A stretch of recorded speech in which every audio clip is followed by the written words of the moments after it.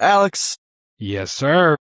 there's a lot of things going on. There's a lot going on. It is like the apocalypse outside right now.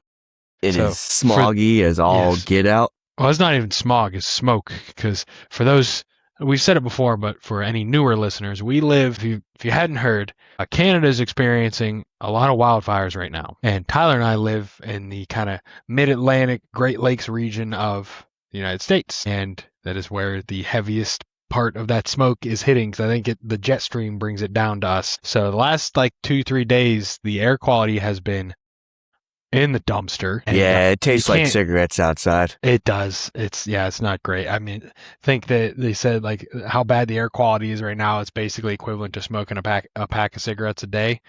I They heard say that too. it's not good. But fortunately, Tyler isn't outside too much. I've been able to not be outside, or I was a little further south where it wasn't quite as bad. But yeah, for those who have to be outside, be careful. So please But be careful. Wear yes, something to protect your lungs, yes, whether it's a neck gaiter or a mask or something like that. But welcome to Life the Complete Story. I am your host, Tyler, joined by my lovely co-host, Alex. Before we begin, make sure to follow us on Instagram, TikTok, Spotify, YouTube, Amazon Podcasts, iHeart wherever you get your media. We're there in some capacity at Life the Complete Story or at Life Complete Story. And we will start today's episode how we normally start, with our nature in the news. Alex, what do you know sir. about ocean snow, marine snow? I know that it is the result of a lot of, especially like large marine animals like sharks and whales, when they die or slash are eaten by other things. Not all of that is eaten right away. So as it decomposes, bits of it kind of decay off, come off as it's pulled apart, and it falls down into the deeper parts of the ocean.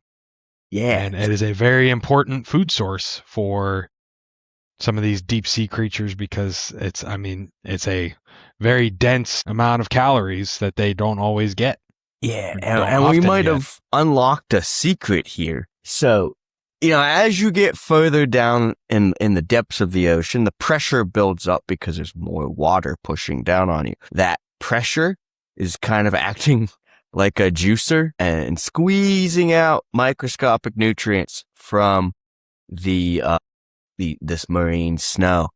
Uh, So it says once you reach about 2 to 6 kilometers, that just the sheer amount of pressure starts to force dissolved organic matter out of this marine snow.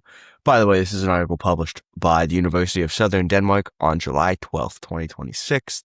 And so what we're seeing is that it loses about 50% of its original carbon and between 58 and 63% of its original nitrogen as it falls from the surface to the ocean yeah. floor. I mean, this makes sense because even like animals that can dive deeper, like whales or even like sharks, some of those larger animals, the it doesn't usually have the like protective, like the skin and fat and like the natural hydrostatic pressure within the animal itself from its heart and blood vessels moving, like creating that back pressure. Just the body cavity itself being full of fluid doesn't put the back pressure out to kind of hold this stuff in. That like in other living tissue processes, the dead tissue, now it's like there's nothing preventing this. I mean, this works the other way too. Like anyone who's ever seen a blobfish, when they come to the surface, they look bad. They look kind of fugly.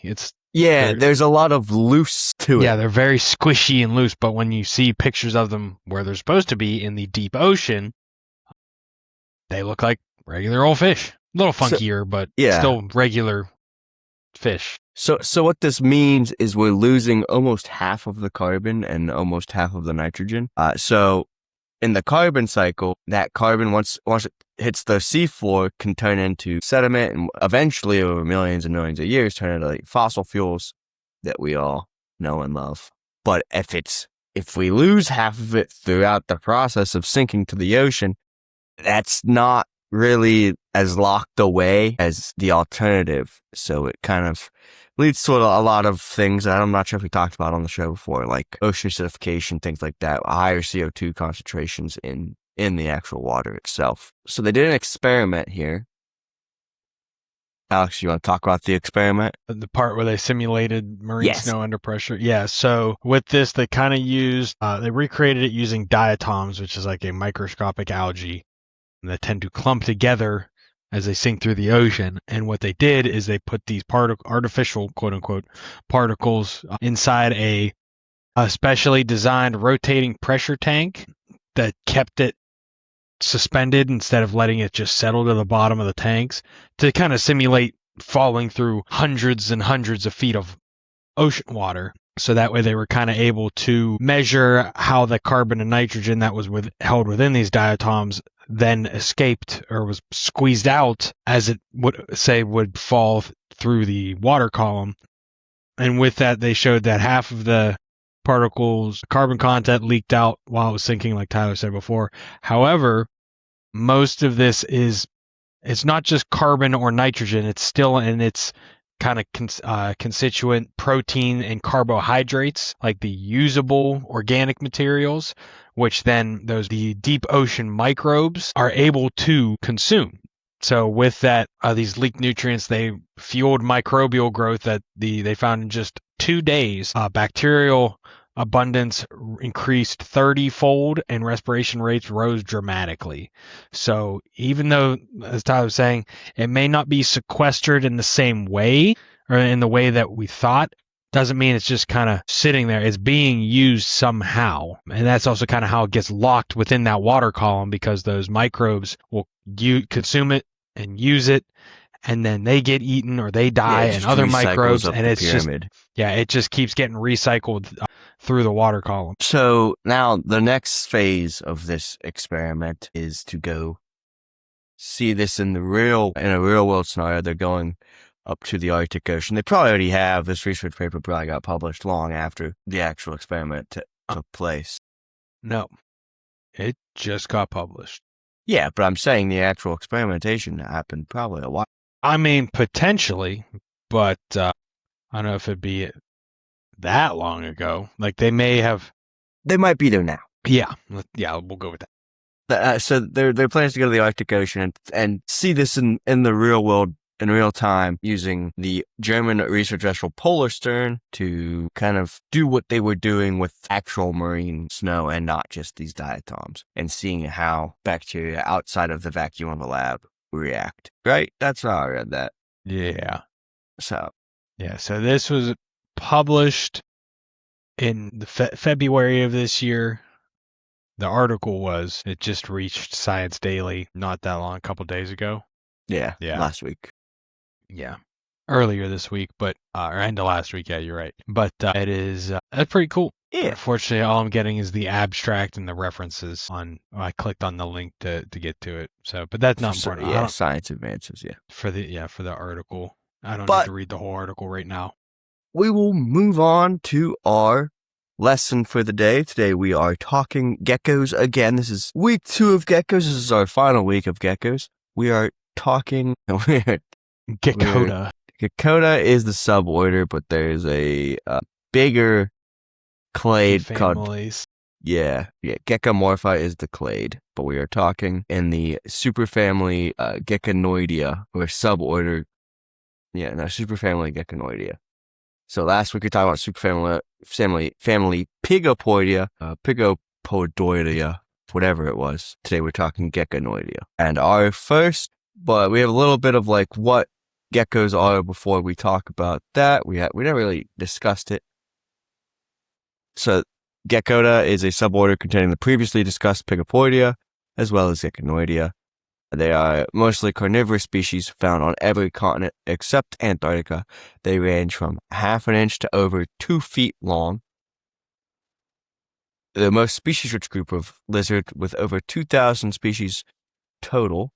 Unique among lizards for their use of vocalizations, mostly differing between clicks, chirps, some hiss when they're threatened, others like a squeak or squawk sort of sound. All geckos, with the exception of the family Eublephaриdae, lack eyelids. Instead, they have an outer surface membrane known as the brill. And to keep their eyes clean, you know how us blinking is us cleaning, dirt, dust out of our eyes, as well as applying moisture to our eyes. So what they do is they use their tongue and kind of lick the outside of their eye to keep it moist, as well as to clean up any dirt or debris that would be on the lens there. They're mostly nocturnal with excellent night vision, 350 times more sensitive than humans in low light conditions. This is because they have evolved to lose their rod cells in their eyes, and they have modified their cones to be much larger.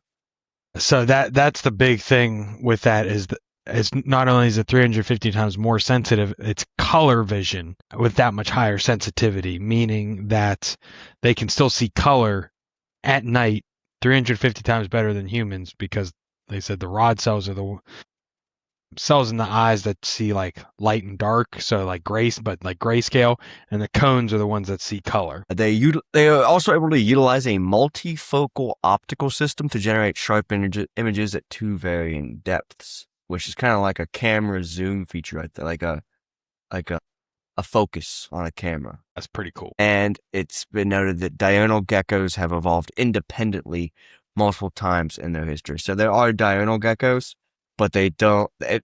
That's not a ancestral trait.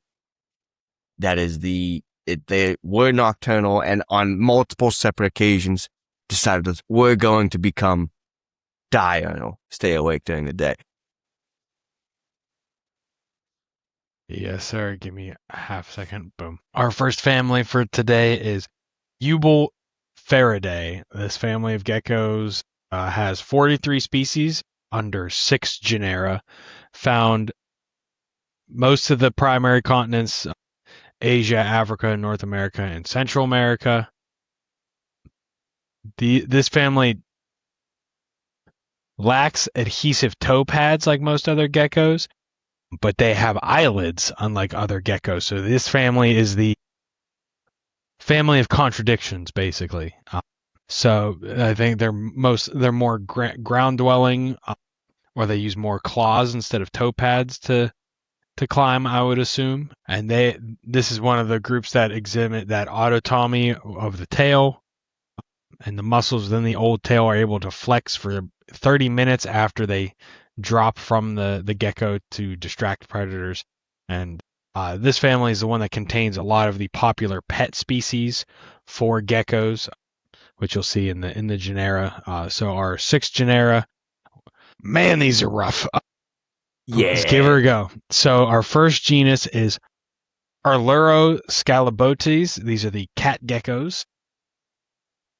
Coleonyx is the banded geckos. Eublepharis, these are the leopard geckos. These are one of the real popular pet gecko genera. Goniosaurus is the ground and cave geckos.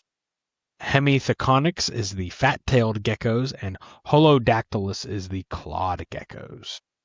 Yeah, part of the reason these guys are such popular pets is since they don't have those toe pads, you don't really have to fear them escaping a tank because they can't climb up the sides of the glass. Makes a lot of sense. Take us to our next group, Spherodactylidae. This is a family of geckos found in North, Central, and South America, as well as Southern Europe, North Africa, Central Asia, the Middle East, and the Caribbean. So fairly widespread throughout most of the tropical regions of the world. They're named after the ball shape of their finger joints, and they have 12 genera with over 200 species. Aristelager are the croaking and Caribbean geckos. Shadow gecko is the Brazilian pygmy gecko. Colodactylus is just another genera. Euleptes is the European leaf-tailed gecko. Gonatodes is the dwarf geckos. Lepidoblepharis is the scaly-eyed geckos. Prehistoric are the rock geckos. Pseudogonatodes is the South American clawed geckos. Quedenfeltidae are the Atlas day geckos. Saurodactylus is the lizard-fingered geckos. And Spherodactylus is the spheros and the least geckos. And then Teratosinus is the wonder geckos. Nice. That'll take us to our next family, Philodactylidae. Boom. So This family is found throughout much of the New World, as well as North Africa and the Middle East. First delineated as its own family as recently as 2008, after molecular analysis showed that they all possess all the members of this family possess the same codon deletion in the Fosduken gene. I'm not sure what that does. Within the retinas. It's in the within retinas. the retina. Okay. So, but they all have this same deletion, so they're all more related to each other than the rest of the geckos. And this falls into 163 species in 10 genera.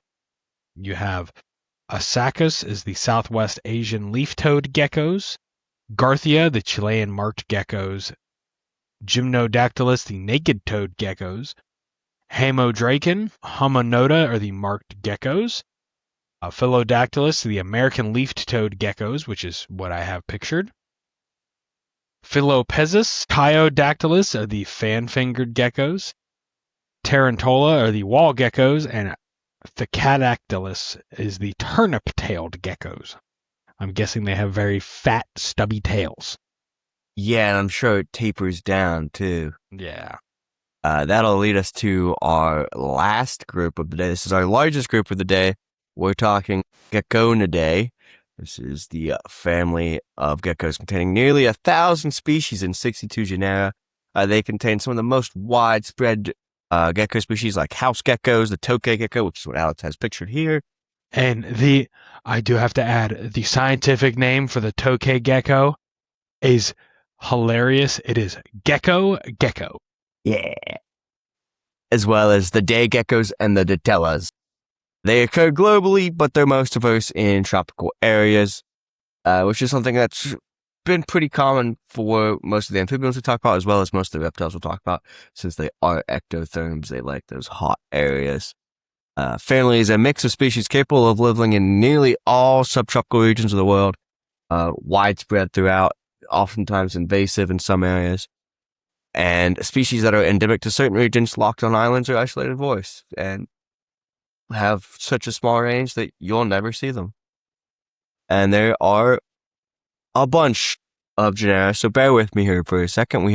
There's 62, so buckle Afroedura, which is the African rock gecko, Afro gecko, which are the marbled leaf-toed geckos, Agamura, which is the Persian spider geckos, Aileronix, which is the Seychelles bronze geckos, Alsophylax is the Central Asian even-fingered geckos, Altophylax, Ankyodactylus, which is the African day geckos, Biurius, Blasodactylus is the Madagascar velvet geckos, Bonopus, Calodactylodes is the golden geckos, Conodrocdactylus, Christinus is the Australian marbled geckos, Nemaspis is the Asian day geckos, Crosobamon, Cryptactites is the Parangay's leaf-toed gecko, Cyrtodactylus is the Asian bent-toed geckos, Cyrtopodion. Before you get too far ahead, I did want to add that the genus that Tyler just said,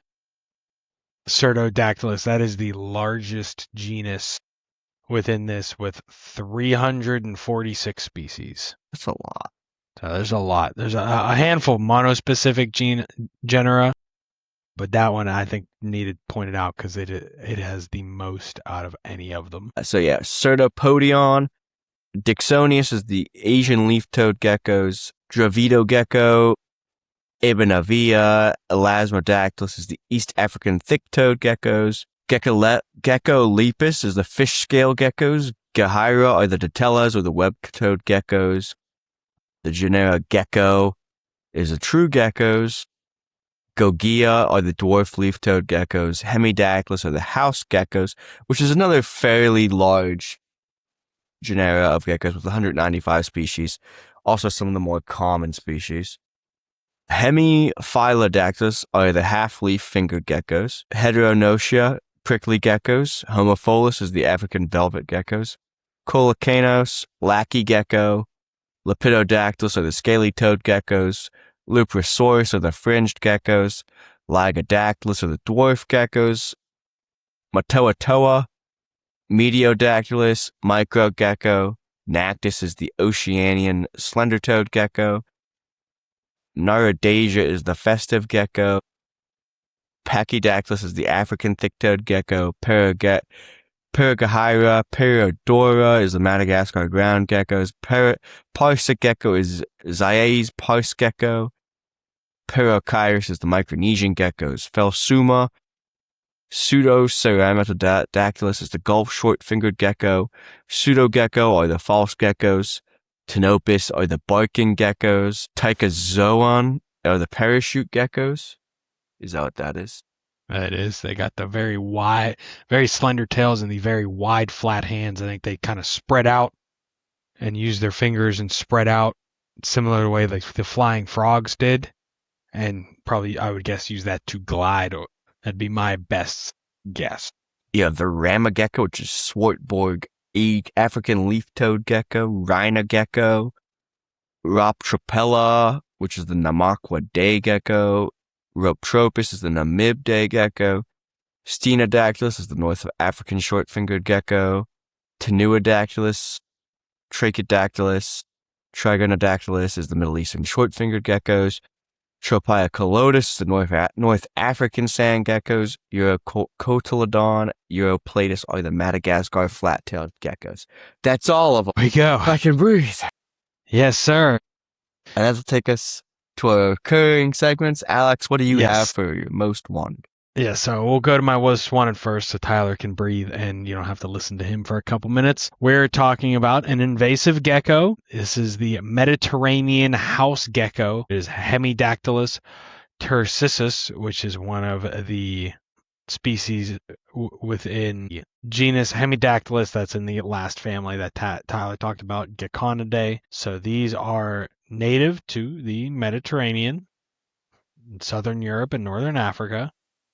They are relatively small, about 4 to 5 inches, so 10 to 13 centimeters. And they become pretty much ubiquitous within certain parts of the United States, mostly the southeastern United States.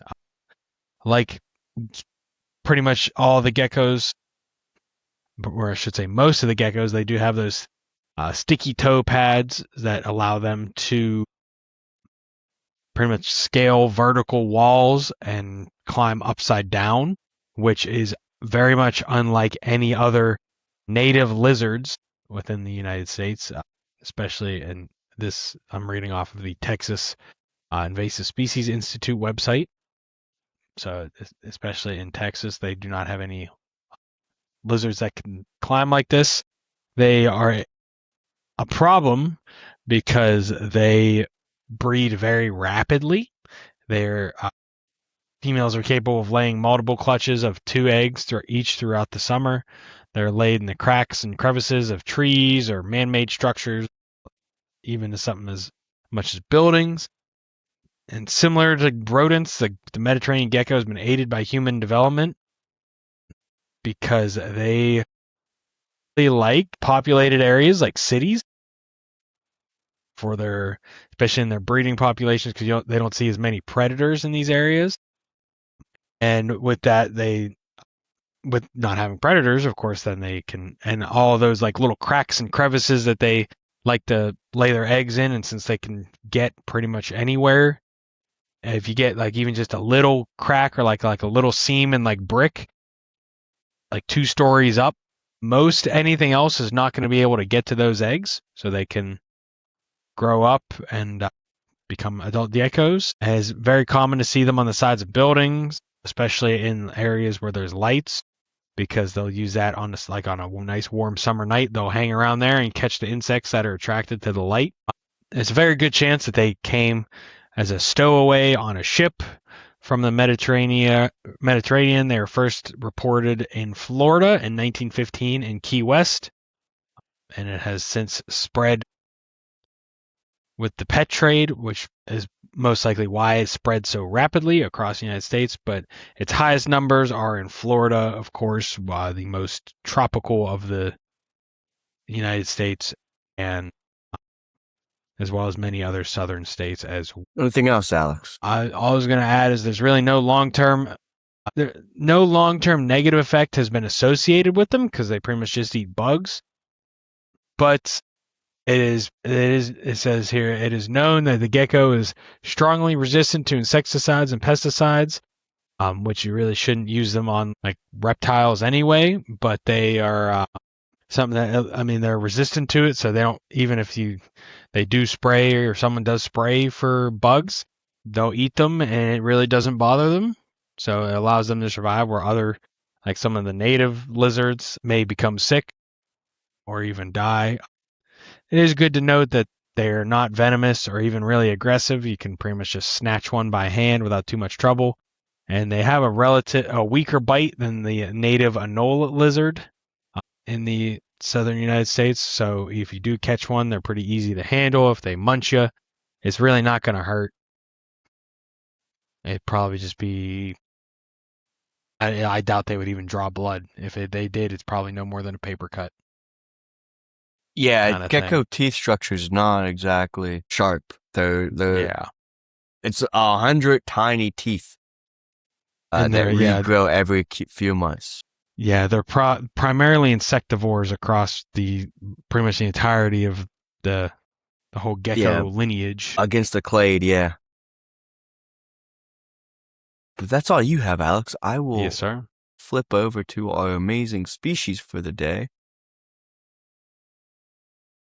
Lygodactylus williamsi, which is the turquoise dwarf gecko. These guys are found in Tanzania, and if you remember earlier in the show, I said geckos are cool because they can, inhabit a wide area, like the entirety of the tropics, or they can be sequestered to a tiny area and endemic to that area, and no one ever sees them. This is one of those species. They're found in Tanzania in about an area of 20 square kilometers. Perfect. They're also beautiful.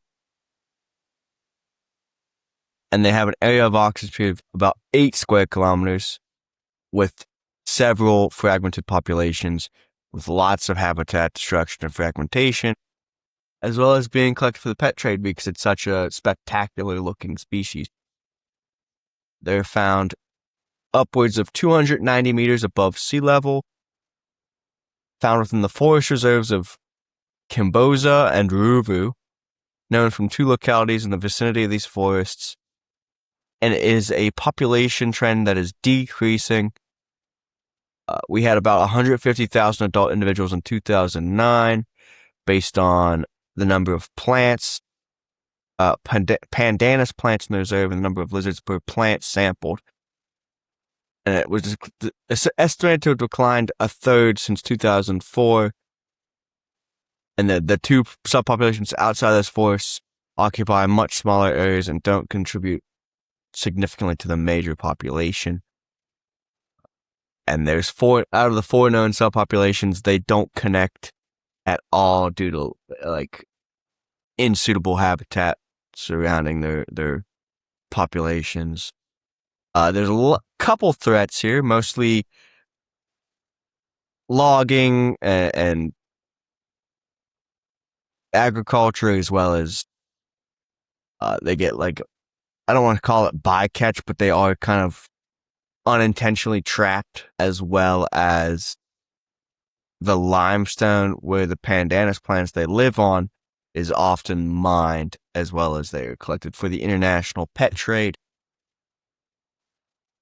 At least 15% of the population in the Kimboza forest was collected between December 2004 and July 2009, although there's no official import or export figures for the lizard, and it is not on that site's database. But it does not occur any type of national legislation in Tanzania as a protected species or anything like that, but it does occur in a protected area. About 90% of the population occurs within these protected areas. And that's all I have on these guys. Really spectacular looking species.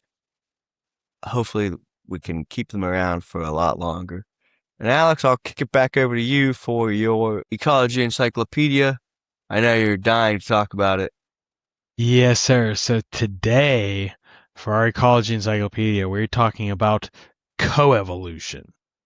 So this is a very big thing within ecology as a whole, because as the name suggests, the definition of coevolution is when two or more species reciprocally affect each other's evolution through the process of natural selection. So the easy way to put that is that a couple species basically evolve together for specific traits so that way they can benefit one another. So there's a couple really easy ones to start with. So lichen and coral are two very big ones for this. So a lichen, it is a fungus. They're those fungus that kind of are usually pretty flat or like very stringy. You'll see there's one called old man's beard. It hangs from like tree limbs. It looks like a big white beard.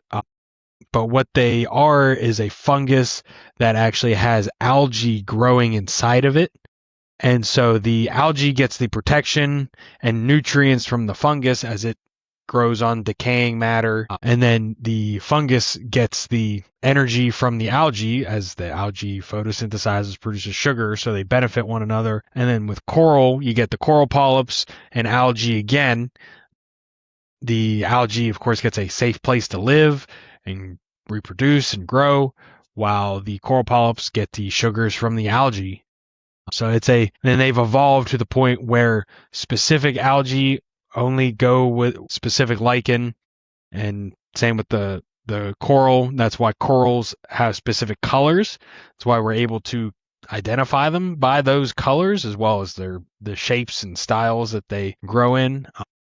There are some other good ones too. What was the one I said earlier? Mycorrhizal fungi. Mycorrhizal fungi. So what that is a fungus that grows on the roots of plants, specifically your legumes, yes, which helps them actually fix nitrogen in the soil.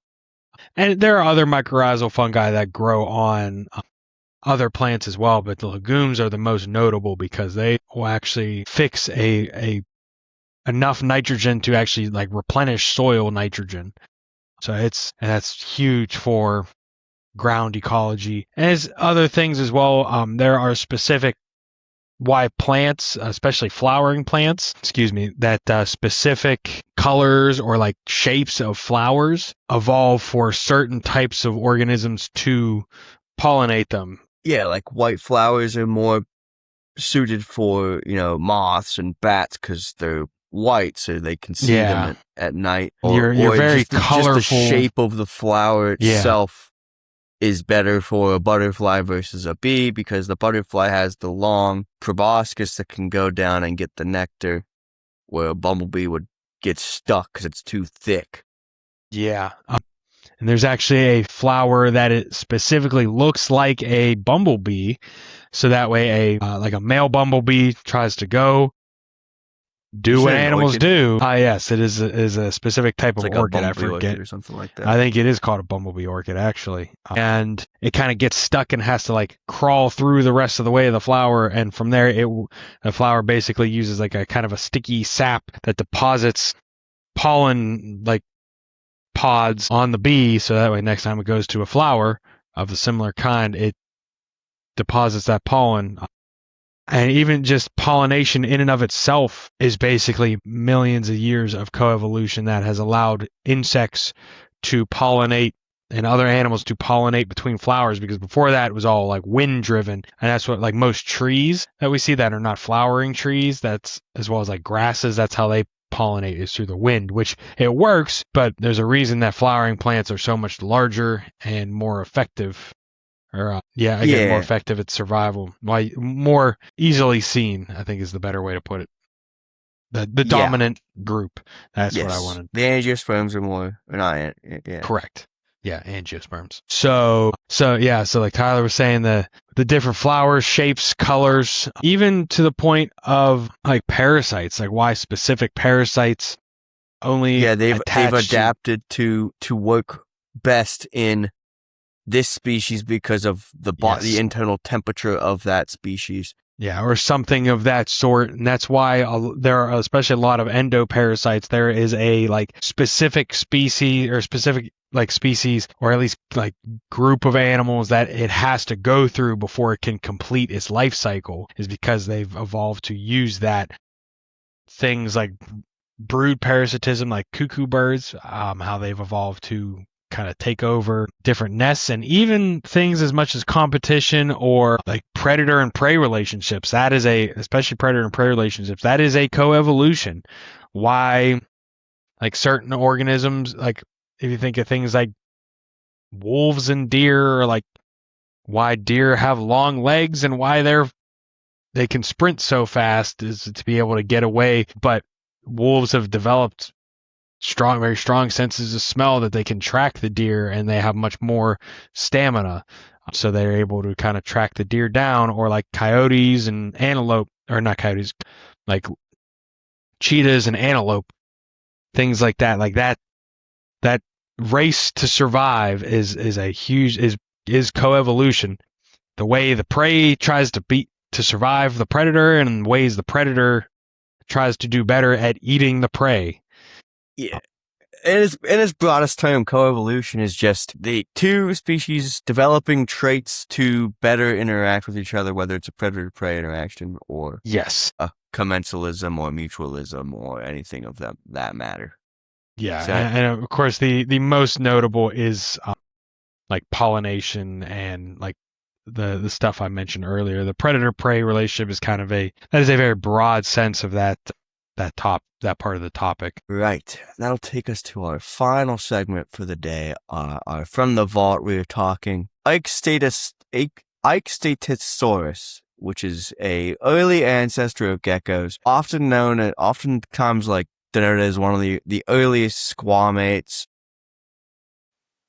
So it was discovered in Germany, Spain, and Italy from the late Jurassic period. It was discovered in 1938, but it was under a different genera, Ardiosaurus. But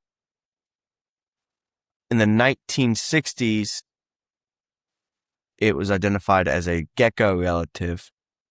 And then the 90s further developed that as like an early squamate ancestor, rather than just being a very basal gecko. It's more of a basal squamate.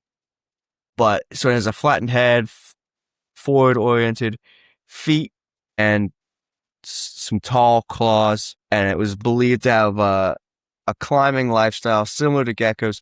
Not quite the toe pads that modern-day geckos have, but more along the lines of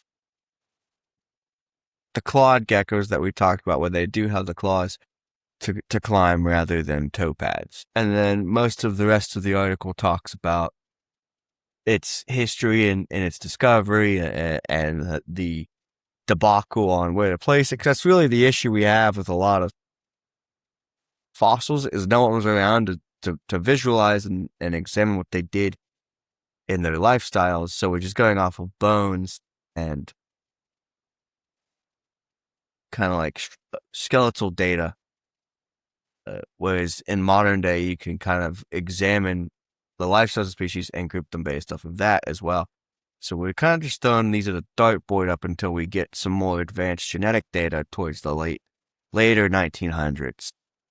Even that's difficult, because the thing with fossils is that basically the bones have turned to stone. So very rarely, especially in softer bodied organisms like amphibians and reptiles, do we see reptiles. I think a little more, but just the amount of time that has passed, you really don't get any like living tissue. And even then, like mummification is really what you need to preserve that soft tissue. And there's only been a handful to maybe a dozen like fossils that have been found to have that it's actually usable.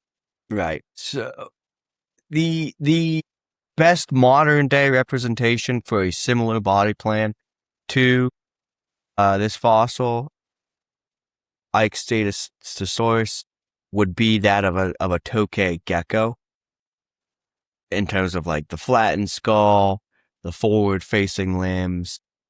Granted, this gecko has toe pads versus claws, but very much believed to be a climbing a very early climbing squammy. And that's really all I have for this. That'll wrap us up for today's episode. Once again, guys, if you would please do us a favor, follow us on our socials, Instagram, TikTok, Facebook, Life Complete Story, YouTube, Amazon Podcasts, Apple Podcasts, iHeart Podcasts, Spotify, at Life the Complete Story for full episodes. Send us an email at lifecompletestory@gmail.com. Find our website at lifethecompletestory.riverside.com. Yeah, that's all of it. Go ahead, Alex. Yes, sir. Well, as we say at the end of every episode, keep on learning. Learn something new. You'll never know what you find interesting. But again, I've been Alex. That's been Tyler. Thank you for joining us on another episode of Life the Complete Story, and we will see you next time.